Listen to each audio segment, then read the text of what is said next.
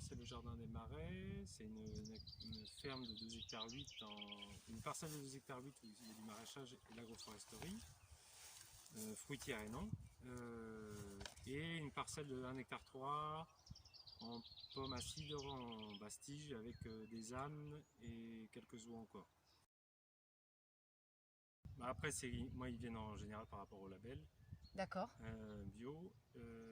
Beaucoup bouche à oreille, bien sûr, de voisins. Parce qu'en général, 90% c'est des clients qui sont à moins de 10 km. D'accord.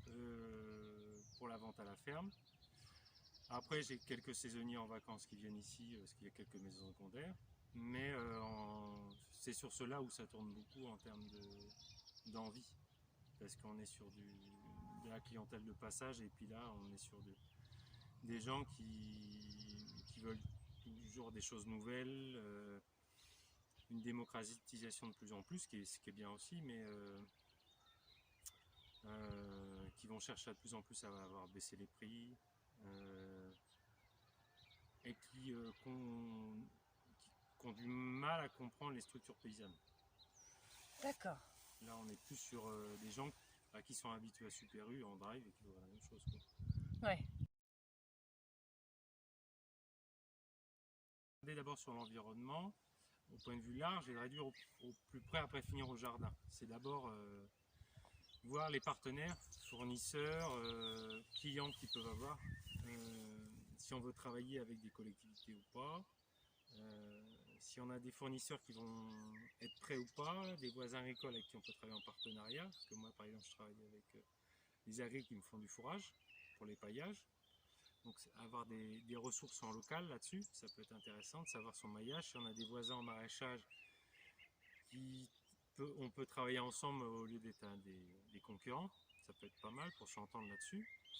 Et puis après, à regarder globalement la géographie de sa parcelle, les vents dominants, la pluviométrie de son parcellaire, l'environnement proche, les coulées de vent, les zones bocagères qui peuvent vous freiner le vent, vous faire du vent froid ou du vent plutôt sympa, les pentes, la structuration du sol, et puis après on va se rapprocher de plus en plus de l'agronomie, la conception du jardin, l'implantation des arbres sur la parcelle, qui pourraient être chouettes de diversifier si on a envie avec du fruitier, mais qui peuvent être aussi juste de l'arbre pour structurer le sol en profondeur et amener une verticalité au jardin. Avec son quorum d'auxiliaire. Donc là-dessus, je reviens sur la formation avec comment amener la biodiversité fonctionnelle au jardin. Et puis après travailler sur l'agronomie au jardin. Comment on voit dans le temps cultiver, on se dit on commence là, il faut que ça dure pendant 40 ans et qu'on transmette après derrière.